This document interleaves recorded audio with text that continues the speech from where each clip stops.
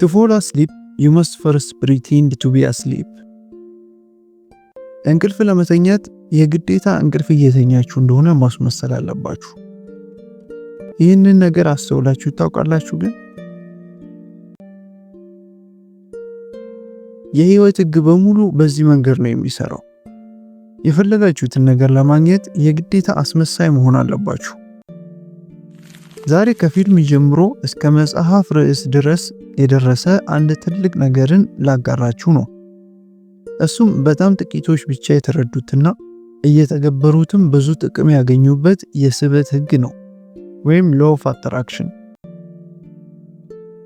ዘ ሴክሬት የሚል በጣም ዝነኛና ተወዳጅ ፊልም ተሰርቶ ዓለምን በአነጋጋሪነቱ አስደምሟል።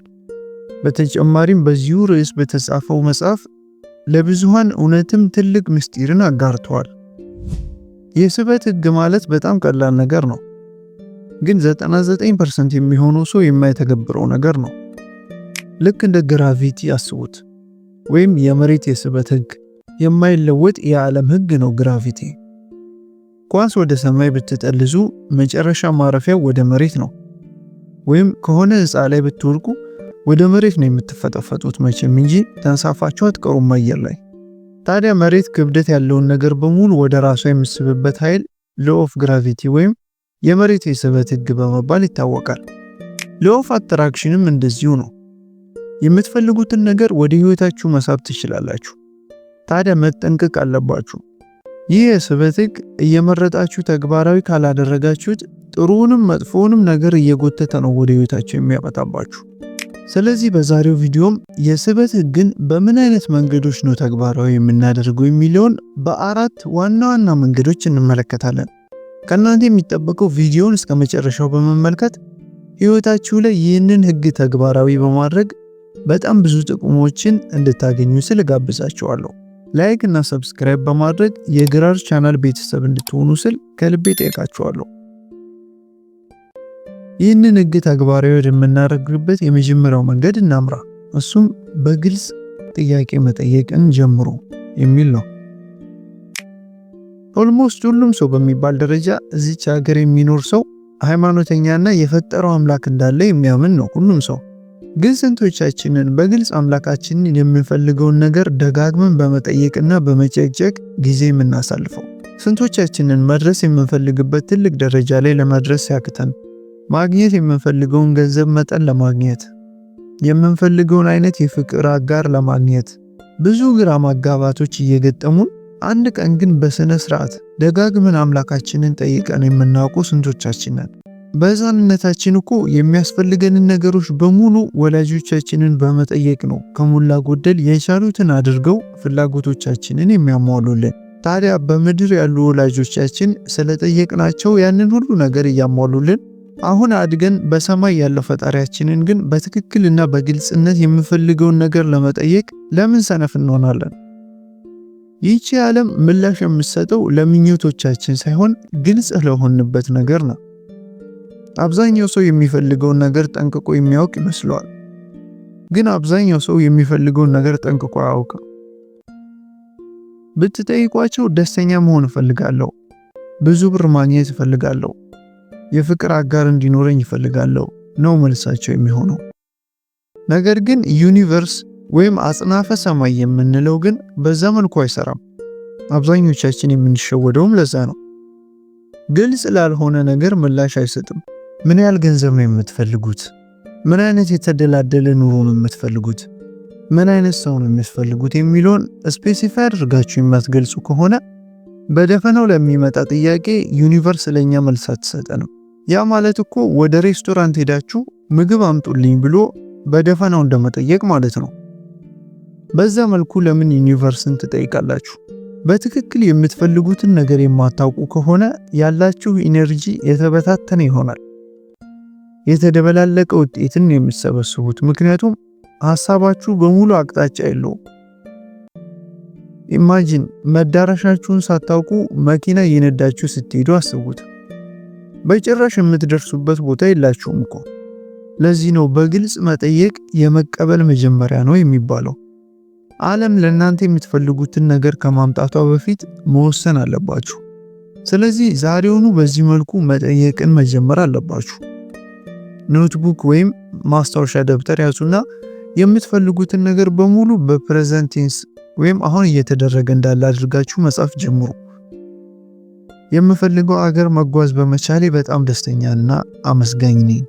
ንጹህ ወረቀት ላይ ህልማችሁንና በጣም በግልጽ ማሳካት የምትፈልጉትን ነገር በመጻፍ ለዩኒቨርስ ንገሩት። በሚቀጥሉት 10 ወራት ማሳካት የምትፈልጓቸውን 10 ጎሎች በግልጽ ጻፏቸው። ታዲያ ስትጽፏቸው ቢሆን እያላችሁ በምኞት ሳይሆን አሁን እየሆነ እንደሆነ አድርጋችሁ ጻፉ። አግኝቻለሁ፣ የምፈልገውን የፍቅር አጋር ጋር ተጣምሬያለሁ፣ የሚወደኝ የሚያከብረኝ ወዳጅ አግኝቻለሁ፣ አሳክቻለሁ እያላችሁ ጻፉ። ከዛም ከነዛ ከ10 ጎሎቻችሁ ደግሞ በጣም አስቸኳይና አንገብጋቢ የምትሏቸውን 6 ግቦች ለይታችሁ በሌላ ወረቀት ላይ ጻፏቸው። የተለየ ትኩረት በየቀኑ አድርጉባቸው። ከለላ፣ እንክብካቤና ጥረት አድርጉበት። በትክክል በራሳችሁ ላይ ለውጥ ማምጣት ትችላላችሁ። ማንም ከናንተ የበለጠ ብልህ ሆኖ አይደለም። ነገር ግን ሰው ምን መጠየቅ እንዳለበት ስለተረዳ ነው ስኬት ላይ ደረሰው። በጠዋት ከእንቅልፋችሁ በችኮላ የምትነሱበት ዓላማ ይኖራችሁ። ስትነሱም በድካም እና በተስፋ መቁረጥ ሳይሆን አዲሷን ቀን በደስታ በመቀበል እችላለሁ፣ ይሳካልኛል፣ ዛሬ እኔ ቀን ነው፣ እቺ ቀን ለኔ ልዩ ናት፣ ዛሬ ወደ ህይወቴ በረከት በሙሉ የመጣበት ቀን ነው፣ ዛሬ ስጦታዬ ናት፣ ይቺን ቀን አምላኬ ስለሰጠኝ ከልቤ አመሰግናለሁ በማለት ለዩኒቨርስ ግልጽ የሆነ ነገር ስታስተላልፉ በምትኩ ግልጽ እና የተረጋገጠ ነገር ወደ ህይወታችሁ ይመጣላችኋል። ይህንን አስታውሱ።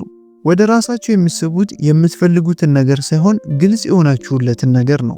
ስለዚህ የሚገባችሁን ነገር በትክክል ለማግኘት አትጠራጠሩ፣ አታመንቱ፣ በግልጽ ብቻ ጠይቁ። ቀሪውን አምላካችሁ እንዲሁም ዩኒቨርስ ለእናንተ እንዲሰሩ ተውላቸው። ቢያንስ ለ1 ወር በተከታታይ ይህንን አድርጉ። ከዛም እጃችሁን በአፋችሁ የሚያስጭናችሁ ውጤት ሲመጣላችሁ በጣም ትገረማላችሁ። ህይወታችሁ ላይ የተለየ ለውጥ መመልከት ስትጀምሩ ላገኛችሁት በረከት እያመሰገናችሁ መቀጠል ነው እንግዲህ። ከዛም የተተረፈረፈ ሌላ ጸጋም ይጨመራላችኋል። ሁለተኛ ደግሞ ከልባችሁ እመኑ። አሁን የምትፈልጉትን ነገር በሙሉ ጠይቃችኋል። አሁን ከባድ የሚባለው ደረጃ ላይ ደርሳችኋል። ኦሬዲ ያ ነገር የራሳችሁ እንደሆነ ማመን ነው።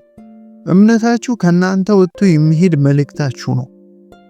የሆነ ነገር ወደ ህይወታችሁ እየመጣላችሁ እንደሆነ ማመን ስትጀምሩ በተለየ መንገድ መናገር፣ ማሰብ እንዲሁም አክት ማድረግ ትጀምራላችሁ። የእናንተ ቫይብሬሽን ሙሉ በሙሉ ይለወጣል።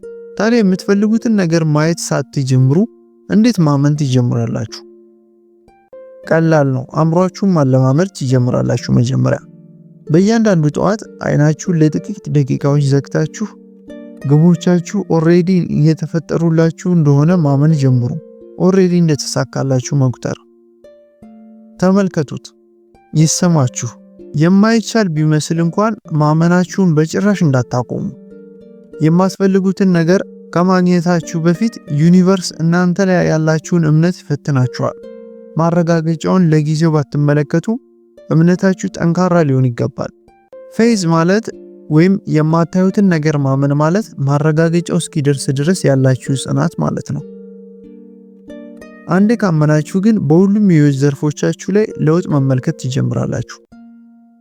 በሚገጥሟችሁ መልካም እድሎች፣ ወደ ህይወታችሁ በምትስቧቸው በጣም ጥሩ የሆኑ ሰዎች፣ ያልጠበቃችኋቸው በሮች ሲከፈቱላችሁ፣ ጸሎቴ ተሰማልኝ ማለት ሲጀምሩ፣ በእነዚህ ሁሉ ቀስ በቀስ ማየት ትጀምራላችሁ ለውጡን። ስለዚህ ካያችሁ በኋላ ብቻ ማመንን አቁሙ። መጀመሪያ እመኑ፣ ከዛ ማየታችሁ የማይቀር ይሆናል። ከመቀበላችሁ በፊት ማመን ይጠበቅባችኋል። ወደ እናንተ እየመጣ እንደሆነ አክት አድርጉ። ሶስተኛው ደግሞ ፊል ማድረግ ነው። ጥቂት ሰዎች ብቻ የሚረዱት እውነታ ይሄ ነው። የእናንተ ኢሞሽን ማለት ወይም ስሜቶቻችሁ ማለት ፍሪኩዌንሲ ማለት ናቸው። እኛ ማለት ልክ የሰው ማግኔት እንደማለት ነው። ውስጣችን በተደጋጋሚ ፊል የምናደርገውን ነገር ወደ ህይወታችን እንስበዋለን። ደስተኛነትን፣ አመስጋኝነትን፣ እና የተትረፈረፈ ጸጋ እንዳላችሁ ፊል የምታደርጉ ከሆነና የእናንተን ቫይብሬሽን የምታዛምዱ ከሆነ ብዙ አጋጣሚዎችን ወደ ራሳችሁ መሳብ ትጀምራላችሁ። ዘ ላው ኦፍ አትራክሽን ወይም የስበት ህግ እንደሚለው ከሆነ ሁሉም ሰው ያለማቋረጥ እየተርገበገበ ነው ያለው ወይም ቫይብሬት ያደርጋል። የራሱ ቫይብሬሽን መጠን አለው ሁሉም ነገር። አጠገባችሁ ያለው ወንበር፣ አጠገባችሁ ያለው ቁም ሳጥን፣ ከጎናችሁ ያሉ እንስሳቶች፣ ሁሉም ነገር ቫይብሬት ያደርጋል። የራሱ የቫይብሬሽን መጠንም አለው። አሁን እኔ በማወራ ሰዓት ቫይብሬት እያደረግኩ ነው። እናንተ ስታዳምጡ ቫይብሬት እያደረጋችሁ ነው። ይህን ታዲያ ለሰው ብቻ ሳይሆን ለቁስ አካል ጭምርም ነው ማሰብ ያለባችሁ። ኢነርጂዎች ሁሉም ቫይብሬት ያደርጋሉ። ሐሳቦቻችን በጠቅላላ ቫይብሬት ያደርጋሉ ወይም ይርገበገባሉ። ያንን እርግብግቢት ታዲያ በጣም በሚያጎላ ማይክሮስኮፕ ስናየው ብቻ ነው ሊታይ የሚችለው እንጂ በአይናችን ልናየው አንችልም። ጥሩ ሐሳብን ስናስብ፣ ስናመሰግን፣ ሰውን ስንወድ ያለን ቫይብሬሽን ይጨምራል። እነዛ ነገሮችንም ዩኒቨርስ ከሌላ ተመሳሳይ ኢነርጂ ጋር ያዛምዳቸዋል። ለዛ ነው በጎ ነገርን ማሰብ ጥሩ ነገርን ወደ ህይወታችን ይዞልን የሚመጣው። በተቃራኒው ክፋትን፣ መጥፎ ዕድልን፣ አሉታዊ ነገሮችን ብቻ እንዲሁም ድብርትንና ጭንቀትን ብቻ የምናስብ ከሆነ ያለን ቫይብሬሽን ዝቅተኛ ይሆናል። ዩኒቨርስ ታዲያ ለዚህም አይደክምም። ያንን ኃይልና ፊሊንግ የሚያዛምድልን ተመሳሳይ ከሆነ ኃይል ጋር ስለሆነ መጥፎ ነገርን ብቻ ማሰብ ይበልጥ መጥፎ ነገርን ወደ ህይወታችን እየጎተተ የሚያመጣብን ለዚያ ነው። ከግራቪቲ ወይም የመሬት ስበት ኃይል ጋር ተመሳሳይ የሆነው ለዛ ነው።